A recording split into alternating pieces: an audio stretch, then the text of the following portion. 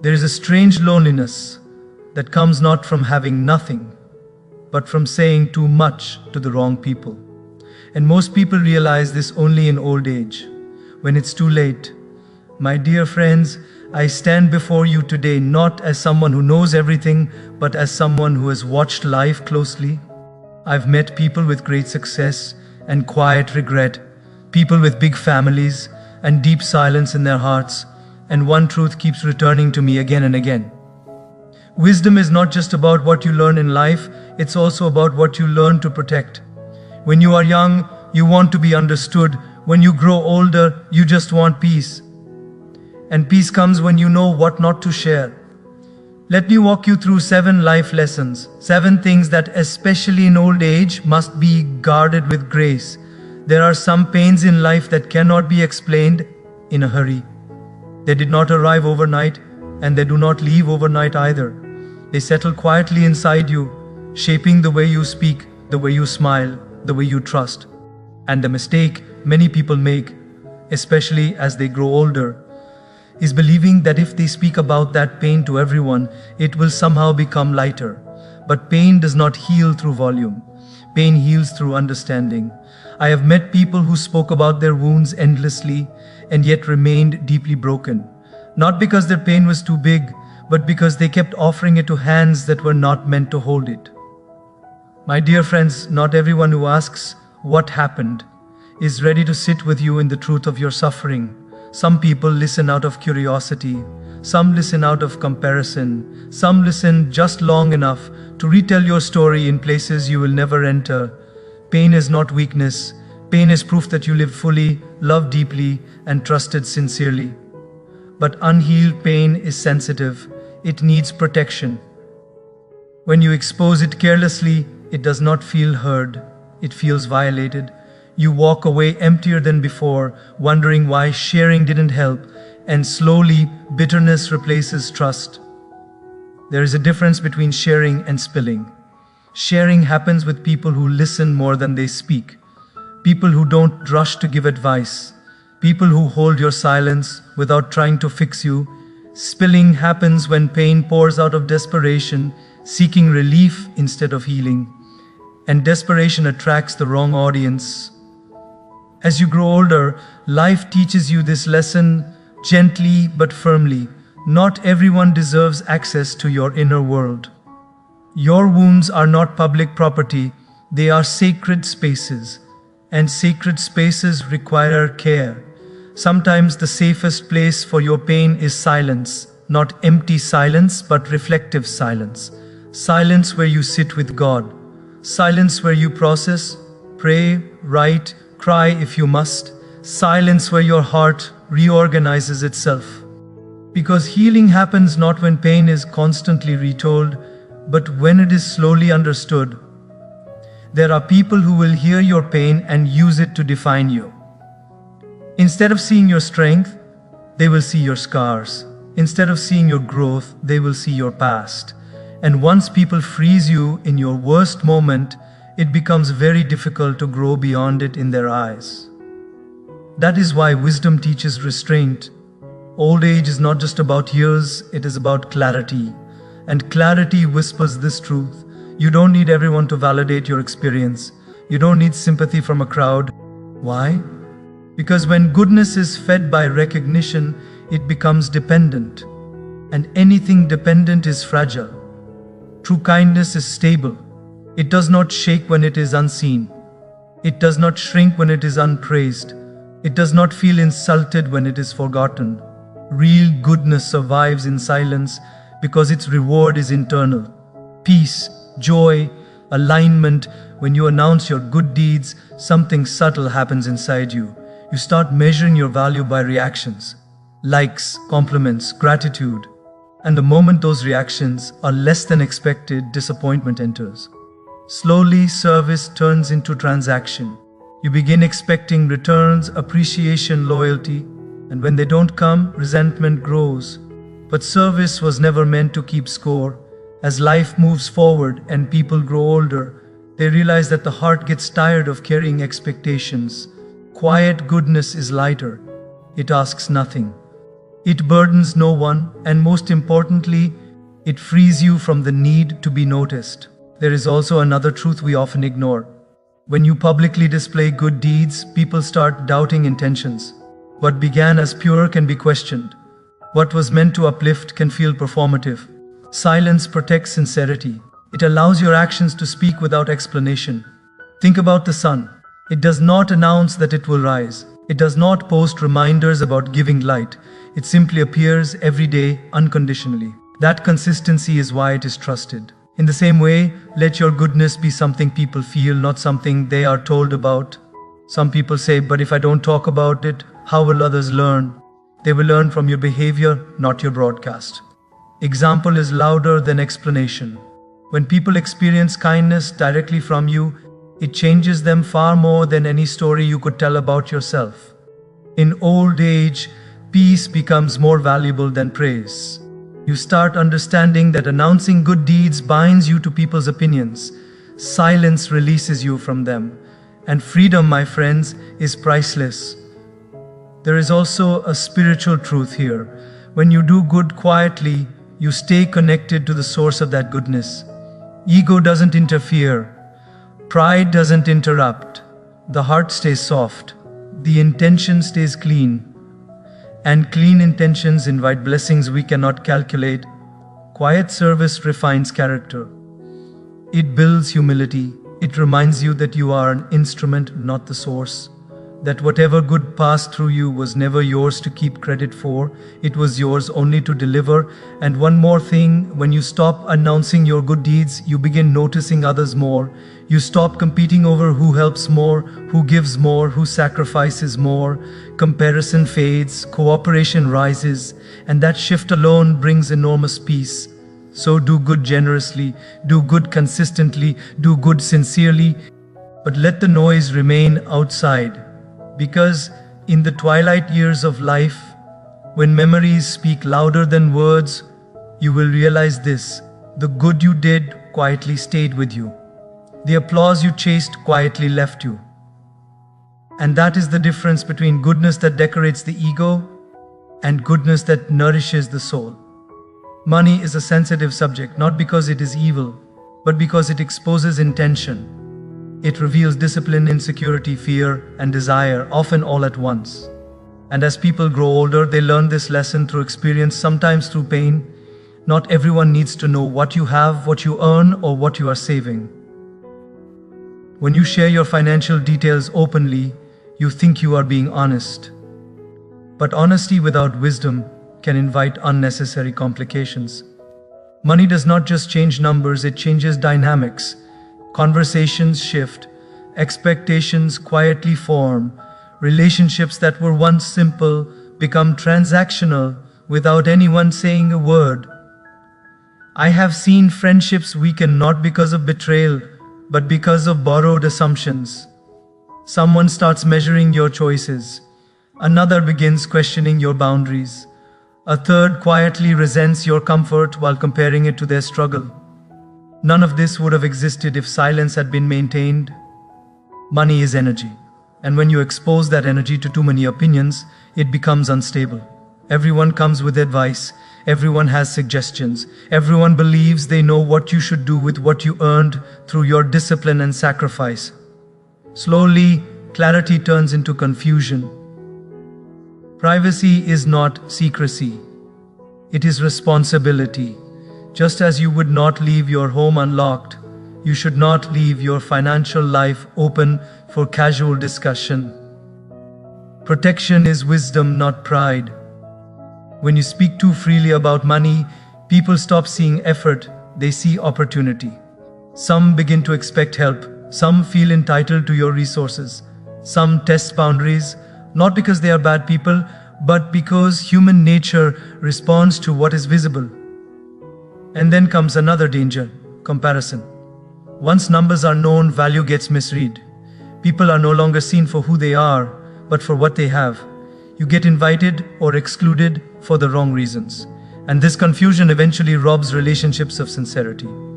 As age adds years, simplicity becomes precious. You no longer want to explain why you can help in one situation but not another. You no longer want to justify your choices. Silence gives you that freedom. There is also inner peace in financial privacy. When fewer people know, fewer people judge. When fewer people judge, fewer doubts enter your mind. Confidence grows when your focus stays on stewardship, not opinion. Your financial journey is personal. It carries your fears, your discipline, your mistakes, your growth. Not everyone has walked your path. Not everyone understands your values. So not everyone deserves to comment on it. And there is a spiritual dimension here as well. Wealth, whether big or small, comes with responsibility. When you keep that responsibility quiet, gratitude deepens. Contentment increases, pride decreases. You begin seeing money not as identity, but as a tool. Something to use wisely, not something to display. Old age brings clarity that youth overlooks. You realize that peace is worth more than transparency, that dignity is worth more than explanation, that silence is often safer than sharing. Let your work speak, let your stability reflect discipline, let your generosity remain dignified. Because in the end, true prosperity is not about how much people know you have, but about how calm your heart remains while managing it. Fear has a strange habit. The moment you speak it out loud to the wrong person, it grows. What began as a passing concern suddenly becomes a certainty. What was once a question turns into a heavy prediction. This is why wisdom teaches us to be careful with our fears, especially those tied to the future. Most fears are imagined conversations with a future that has not yet arrived. They borrow trouble from tomorrow and demand payment today. And when you start sharing these imagined outcomes with everyone around you, those fears receive attention, agreement, and reinforcement. They settle deeper into your mind. As people grow older, they realize that not everyone knows how to respond to fear responsibly. Some people magnify it, some catastrophize it, some project their own disappointments onto your life. And suddenly, your fear is no longer yours. It is a shared burden, echoing back to you in louder tones. Fear does not need an audience, it needs discernment. There is a reason faith traditions across cultures emphasize hope, trust, and surrender. Not because uncertainty disappears, but because constant discussion of fear keeps the mind trapped in what might go wrong instead of what could go right. Repeated, fear-focused conversation trains the heart to expect loss. Think of fear like a spark. In the presence of wisdom, it fades. In the presence of too much oxygen, it becomes a fire. Talking to the wrong people is oxygen. This does not mean you deny reality. It means you choose where reality is discussed. Share your concerns with those who bring calm, not chaos. With people who remind you of responsibility, not just risk. With voices that strengthen your courage instead of your anxiety. Old age teaches another gentle truth: many fears never happen, but the stress from carrying them steals years of peace. When you look back, you realize how much energy was spent worrying about things that worked themselves out. Silence can be a shield. When you don't constantly voice your fear, your mind remains open to possibility. Creativity stays alive. Confidence breathes. Problems are approached practically, not emotionally. There is also dignity in composure. When people consistently hear your worries, they begin seeing you through the lens of anxiety. They start doubting your strength even when you are capable. Protecting your fears protects your image, not for ego but for credibility. And there is deep spirituality in this discipline. Faith is not the absence of fear. Faith is choosing trust in the presence of uncertainty. Every time you refrain from feeding fear with speech, you strengthen trust internally. Old age is about conserving energy. You learn to invest it in what builds, not what drains. Carrying your fears politely, responsibly, and quietly helps you move forward without being weighed down by imagined futures. Pray over your fears. Write them down if you must. Reflect on them privately. Act where action is needed. But do not scatter them everywhere, hoping someone else will solve them for you. Because courage grows in silence. Strength matures in restraint. And peace visits those who learn that not every fear deserves to be spoken. Some are meant to be outgrown. Family is the place where emotions are born, before language learns to control them. That is why family conflicts feel deeper than any other disagreement. They touch identity, memory, and belonging. And because they hurt more, people often make the mistake of speaking about them everywhere, hoping relief will come through sympathy. But what usually follows is more damage, not healing. When family conflicts are spoken about publicly, they stop being problems and start becoming narratives. Outsiders hear one side, form opinions, and those opinions stick. Even when reconciliation happens later, the labels remain. Words once released cannot be gathered back. As people grow older, they realize that not every truth needs a witness. Some truths need protection. Family disputes require dignity, not discussion. They involve people you may disagree with but still share roots with. And roots, even when tangled, should not be cut publicly. Publicizing family issues invites judgment from people who will never carry the consequences. They comment freely because they are not emotionally invested. But you, and only you, live with the aftermath of their advice. Their words fade, your relationships remain strained. There is also a subtle betrayal in oversharing family matters. What feels like honesty can become exposure. Even when you are hurting, loyalty still matters. Respect still matters, especially when emotions are charged. Silence in this case is not suppression. It is wisdom. It creates space for cooling, reflection, and careful response. When conflicts are kept within safe boundaries, solutions remain possible. When they are spread everywhere, pride enters, sides form, and reconciliation becomes harder. As years pass, people begin valuing peace over being right. You realize that winning arguments but losing relationships is a poor exchange. Quiet conversations behind closed doors heal faster than loud explanations in public spaces. Family conflict handled privately also preserves self-respect. When you refrain from sharing details, you maintain emotional maturity. Others see restraint, not reaction. That restraint earns trust even from those who disagree with you. There is also compassion in privacy. Today you speak in pain. Tomorrow you may regret being so open. Silence protects you from future remorse. Healing speeds up when you don't have to manage outside opinions along with internal emotions. Old age teaches patience. You stop rushing to react. You start choosing timing. You understand that some offenses fade with time, understanding, and soft restraint. If someone must be spoken to, choose someone who honors confidentiality. Someone who wants resolution, not entertainment. Someone who understands that family wounds are delicate and should be handled with care. Because at the end of life, titles, arguments, and explanations lose significance. What remains are relationships. And relationships survive best when protected from unnecessary exposure. Not every pain needs an audience. Some need maturity, some need silence, and some need time.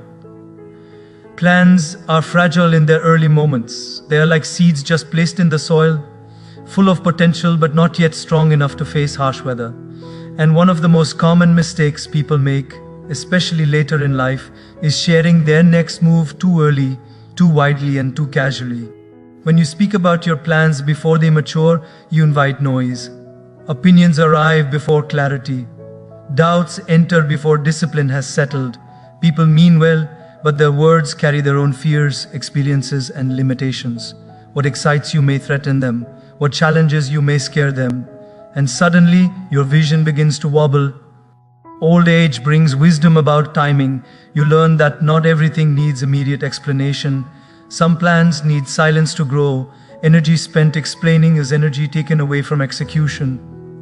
Focus divided becomes progress delayed.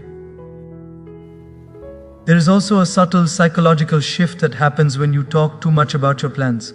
The mind enjoys the feeling of progress simply from sharing. You receive encouragement, attention, validation, and that emotional reward can quietly replace action. You feel accomplished without having built anything. Silence keeps hunger alive. When plans are kept private, responsibility increases. There is no audience to impress, no pressure to perform for approval. There is only commitment. And commitment strengthens character. Many people carry scars from plans that were publicly announced but never completed. The embarrassment lingers. The explanations exhaust. Silence would have protected dignity. As the years pass, people begin valuing results over recognition. You judge less by what was promised and more by what was delivered. You learn to move quietly, steadily, confidently. There is wisdom in letting success announce itself. Results speak with authority. They don't need defense. They don't need clarification. Spiritual maturity also teaches restraint here. Not everyone is meant to accompany you to the next chapter of your journey. Some people belong to past seasons. When you share plans prematurely, you bind yourself to opinions from chapters that are already closing. Quiet progress creates freedom. Freedom from expectation. Freedom from pressure. Freedom from comparison. If guidance is needed, seek it from one or two minds you trust deeply. Mentors who speak with experience, not emotion. Counsel that sharpens your plan, not clouds it. Old age is not about slowing down, it is about refining movement. You stop sprinting with announcements and start walking with certainty. Let your plans breathe. Let them strengthen. Let them prove themselves quietly. Because in time you will discover this truth. Explained dreams often fade, but quietly built plans endure. As the years pass, one of the clearest signs of wisdom is restraint. Not the kind that limits expression, but the kind that preserves power. There comes a stage in life when you realize that knowing more does not obligate you to say more. In fact, some of the most centered, peaceful people are those who speak very little about what they truly understand. Early in life, we often confuse intelligence with expression. We believe that if we know something, we must share it. If we are right, we must prove it. If we have insight, we must correct others. But age gently teaches a different lesson. Wisdom exposed too often becomes wasted energy.